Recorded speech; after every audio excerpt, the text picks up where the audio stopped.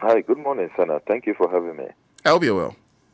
Yes, I'm good. How about you? I am also doing well. I realized there was a lengthy debate on whether or not that business that has been advertised for some time can be done within this period. And I also realized that your side, and you made that point abundantly clear at some point, that you are not in favor of that business being pushed. That all you need to do is pass the bill that allows the some expenditure to be made until the next budget is presented. Why can't these businesses be done at this time? Well, thank you very much. And let me extend warm regards to the distinguished listeners of Radio Gold. The point has to be made that the Ghanaian people have sent a very clear message on the 7th of December 2024 when we went to the polls. The very things the MPP seeks to railroad in Parliament are the things that the Ghanaian people voted against. The Ghanaian people voted against economic mismanagement, reckless state capture, where the Akufo-Addo government selects cronies and gives them all kinds of favors, whereas the rest of us, the masses, languish in abject poverty, destitution, and suffering. It would be such a betrayal if, after this clear message from the Ghanaian people, we in Parliament, we on the NDC side in particular, align, condone, or become complicit in the continuous perpetration of that kind of betrayal of the people. Look, Sana, these tax waivers that the Akufo-Addo government seeks to railroad in Parliament in this last hour, in the death of the administration, midnight of the administration's tenure, it will create a fiscal deficit, a financial hole in excess of $350 million. I must also emphasize that we do not know the criteria used in selecting these 46 companies. Now, these are companies which have benefited from a lot of contracts, single-sourced, opaque, dubious contracts from the Akufo-Addo government. These companies have the financial muscle to pay their fair share. They should pay their fair share in taxes. Why are they being treated specially? Why is a different dispensation being created for these crony, these nepotistic companies? We have had too much of this. You recall that not long ago, similar tax waivers went to companies belonging to the president's in-law, the president's brother-in-law, the Pullman Hotel scandal. We exposed that after those tax waivers, those financial support that came from GIF, after all of that money, they failed to invest the money in the hotel. As I speak to you, that hotel project has become a white elephant. Nobody knows where all of those monies given to the president's in-laws have gone to. So this is a government that has a track record of siphoning public funds, creating special dispensation that denies the country of revenues, and yet we do not see the benefit of these interventions. Look, as we speak, Sana, if these tax waivers under the so-called 1D1F initiative were working and making any positive impact, why is it that unemployment has worsened? Why has unemployment moved from 8% to 14.7%? Indeed, if you read the latest Afrobarometer, the Afrobarometer reveals that 41% of Ghanaians say that their biggest headache is unemployment. They don't have jobs. The few who are managing with some jobs are just, jobs that are not paying them what they are due. So this whole so-called 1D, 1F support, let's select crony companies and give them tax waivers. The track record shows that it has not yielded the industrialization, the job creation, which the Akufo-Addo government touted at the beginning of this program. As I speak to you, Sana, I am a member of Parliament in a constituency where all the government industries have collapsed. Avery factory has collapsed as I speak to you. Over 700 workers have been laid off, are at home, unemployed. Joapon Textiles has also collapsed. Over 1,000 workers have been asked to stay at home. The factory has been shut down. So, where is this industrialization taking place? Is it in mass? Is it in some cuckoo's land? Where? Why is it that despite all of these billions of Ghana cedis, there is no impact? So that is why we are insisting that we are not going to lend our support to any midnight tax waivers to crony companies.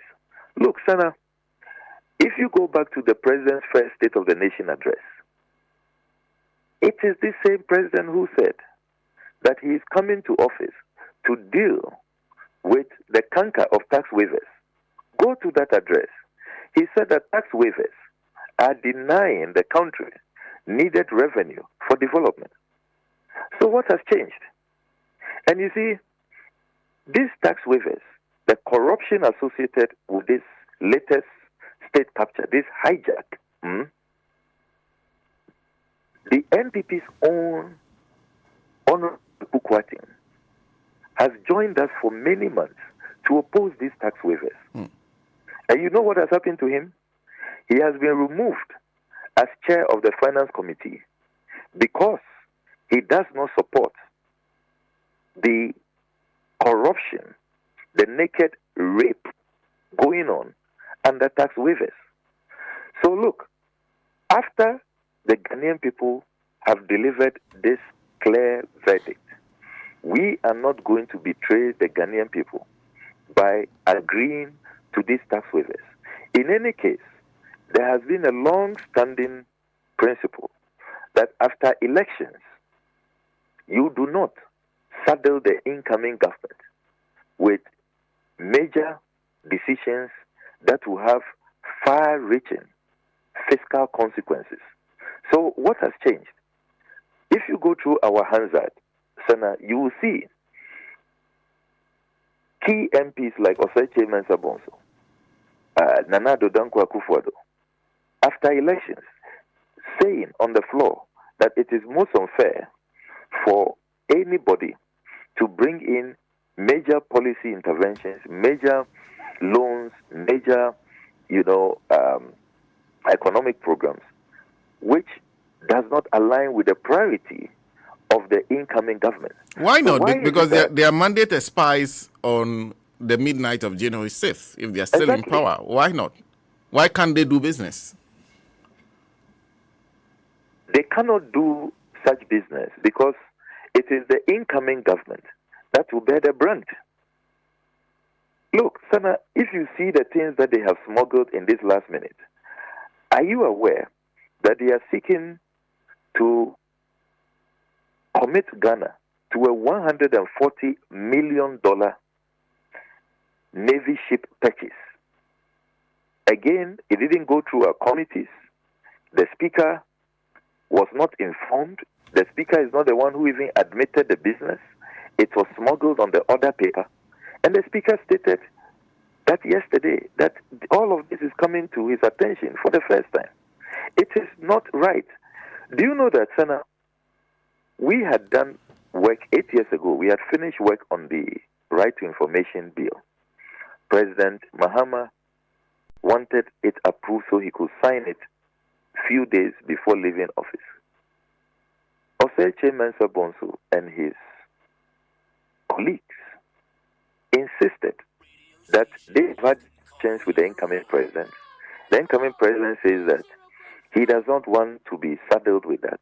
He has his own ideas, his own perspectives about it. And so it was not signed. And this is just RTI. We did not have any major fiscal burden, any major consequence on the exchequer, on the public purse. And yet, we had to stay further action on the RTI law. So, why can't they abide by their own principles, by their own doctrines, which they have duly established? So, Sana, we are not going to agree. Fortunately, so many of them are licking their wounds. They are so embarrassed by the humiliation they have suffered at the polls because of their intransigence and their bad governance. So they are not even attending parliamentary business. So we remain the majority, and we have the numbers to stop these transactions. We are not going to accept this midnight smuggling of crony, corrupt, state capture interventions which would not inure to the benefit of the people. Look, Sana, if there has to be any work on taxes, any parliamentary intervention on taxes, the only people who must benefit are the masses, are the Ghanaian people. We will only collaborate with the MPP if the tax policy measures President Mahama espoused. You heard President Mahama say that there's too much suffering. The excruciating pain is just unacceptable. So e-levy should go. COVID levy should go. Betting tax should go. The emissions tax should go. You heard President Mahama clearly. Yes. These are the tax interventions that will benefit the Ghanaian people. Remember that Vice President Bawumia made a U-turn when he saw how popular President Mahama's tax policies were. He made a U-turn that he also now supports the e-levy being scrapped. And this is after they had attended an e-levy party, baked an e-levy cake, insulted us right in our faces, and treated us with contempt. The people say they don't like a tax handle. We agitated, we demonstrated, we went to court. The more we said we didn't like it, the more they did it. And this is the first time in the history of Ghana and probably anywhere in the world where a government imposing an unpopular tax measure organizes an e-levy party. And all of them were there, Bawumia, the First Lady, Samira, and all of that. Now, when they saw defeat staring at them in the face, they made a U-turn, aligned with President Mahama, that the obnoxious and nuisance e-levy should go. So, if they agree with President Mahama that e-levy should go, why are they not bringing e-levy in these last days for us to scrap it? Why are they rather selecting 46 crony companies? Only God knows what criteria was used. And they want us to come and rather ring fence, protect the elite, companies that can pay, and that should be paying their fair share after all the single source dubious contracts they have received.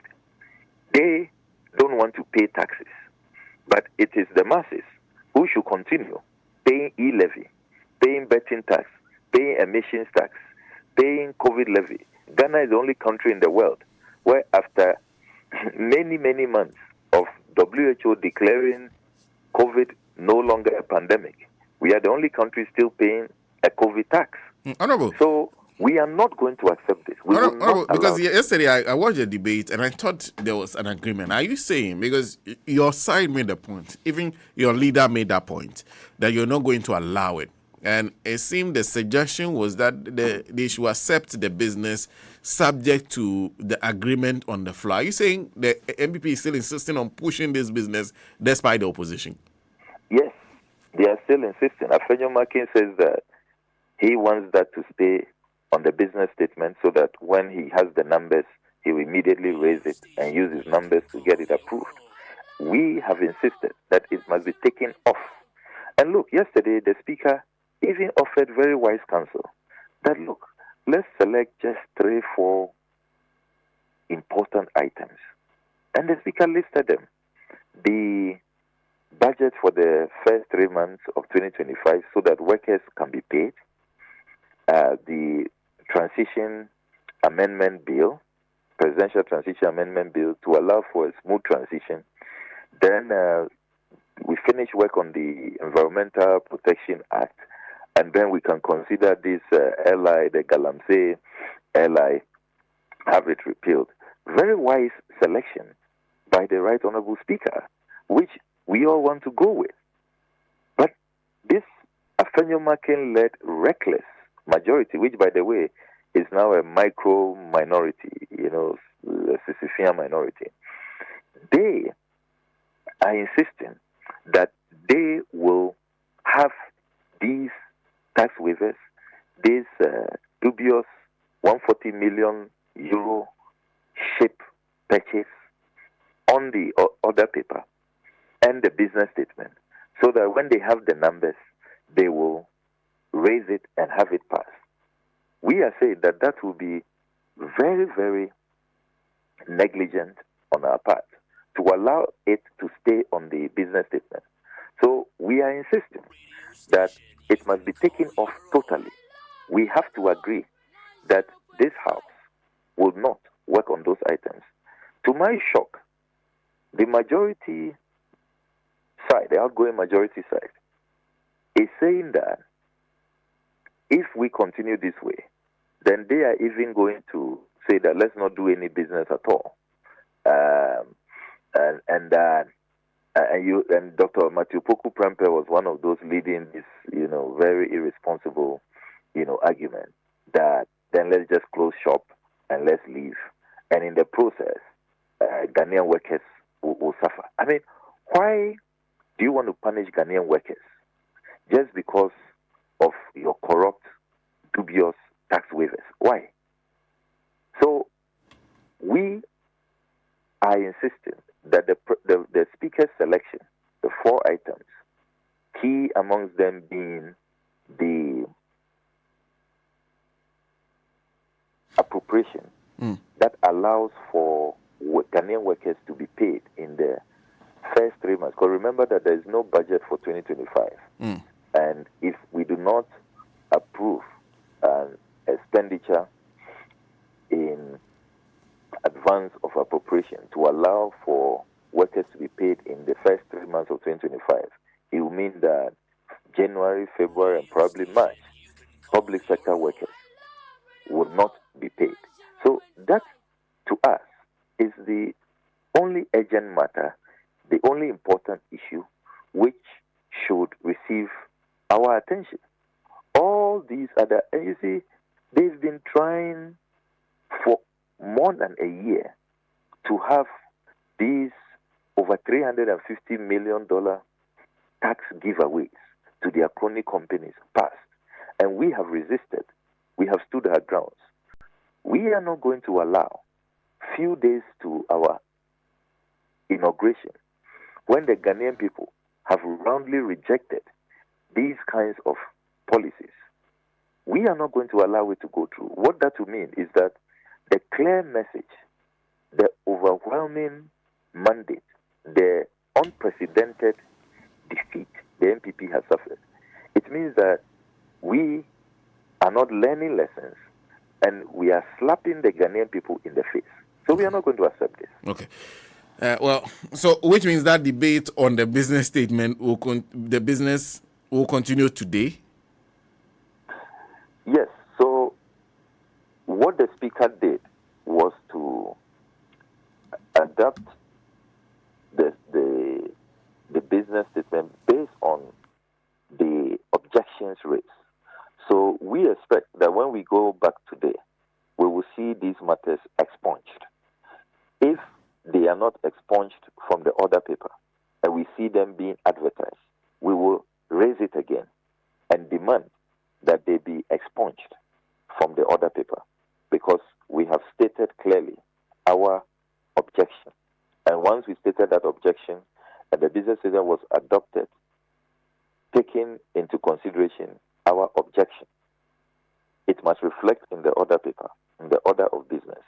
So when we go back to Parliament today, we don't expect to see these items on the order paper. If we see it, we will raise the matter and the debate will continue, and we will insist that it be expunged from the order paper so that it is not even featuring on the agenda for consideration at all. Well, they will look forward to what to transpire in Parliament today. But Honourable, thank you very much for speaking to us this morning. You're most welcome. That's the Honourable Member of Parliament for North Tongue, Honourable Samuel Okudzeto Ablakwa, who's being re-elected to return to Parliament. So on the dawn of 7th December, when the new Parliament is sworn in, he will once again be among the chosen few who will be representing people from across the country on matters that are germane to the Ghanaian. Well, so always a pleasure talking to him. Now, so that's Parliament anyway. Do some business first. And of course, like I said, my guest in studio this morning, of course, Dr. Sharif Khalid Mahmood, who is an associate professor, finance and accounting, has a strong interest in corporate governance, has been in this country for some time now, throughout the electioneering and campaigning period. And of course, we would also have me, Yaboyan, and the two of them will join me in studio to have a discussion on the economy. We'll be moving forward to something else shortly. But first, Aquataps your ultimate solution for clean, safe water. Bacho drop baako ewo unsuo baabi a onyo nsuo di fibia no. Wo de fa bitum sei. Emo amo a wonsuo no be kunu nyina e de ama nsuo no ani atimi atekrogen.